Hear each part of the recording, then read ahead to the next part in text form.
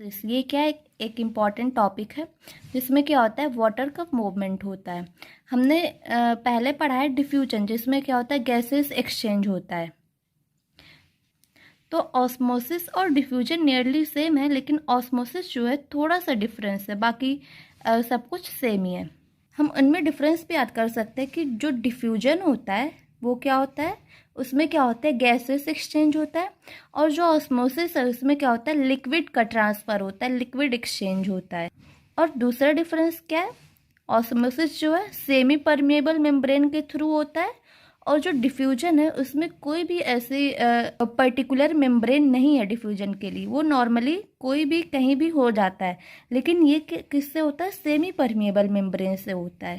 तो इसकी डेफिनेशन क्या है, it is a special type of diffusion in which H2O move from region of its higher concentration to lower concentration through semi-permeable membrane movement of solvent only।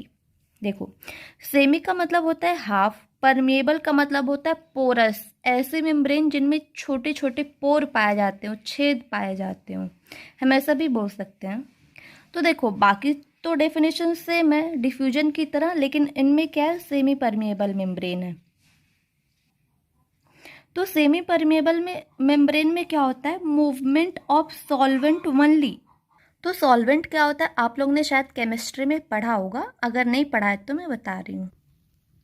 आप ऐसा समझो कि solvent क्या होता है, सॉल्वेंट वो होता है जिसमें घोला जाए, और सल्यूट क्या होता है, जिसको घोला जाए। मान लो शुगर और वाटर है, तो हम शुगर और वाटर को डिसॉल्व करते हैं, और डिसॉल्व करने की बाद क्या बनाते हैं, शुगर और वाटर सोल्यूशन बनाते हैं।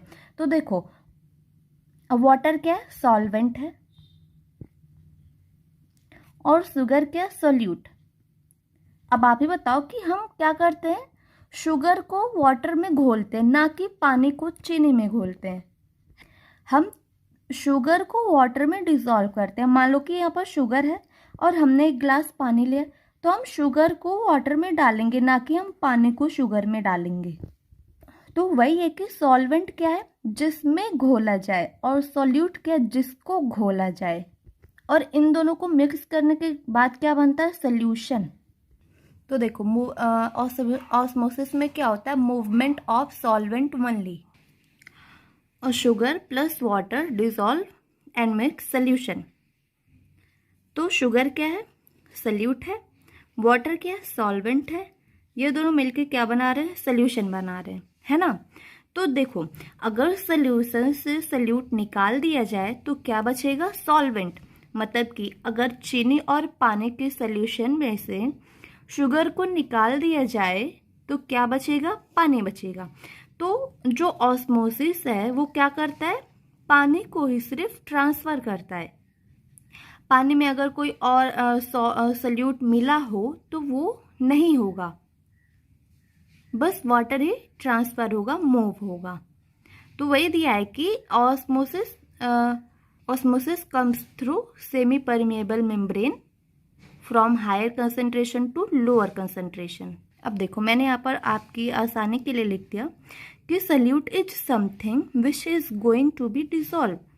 मतलब कि सल्यूट एक ऐसी चीज़ है जो कि घुलेगी, घोली जाएगी, या फिर ऐसे बोल दो हिंदी में, जिससे घोला जाए, जिस चीज़ को घोला जाए।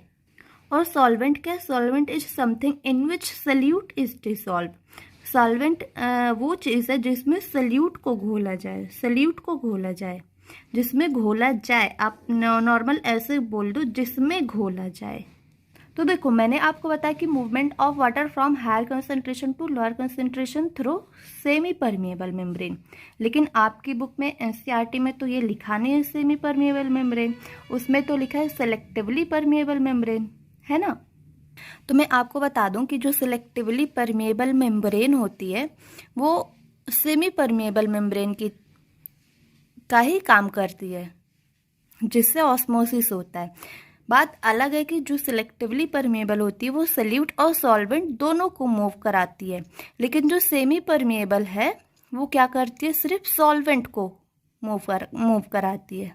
आप बस इतना याद रखना कि जो ऑस्मोसिस होता है वो किससे होता है, सेमी परमिएबल मेम्ब्रेन से। बाकी आपको ज़्यादा कुछ याद करने की ज़रूरत नहीं है, बस आपकी नॉलेज के लिए मैंने ये बताया है।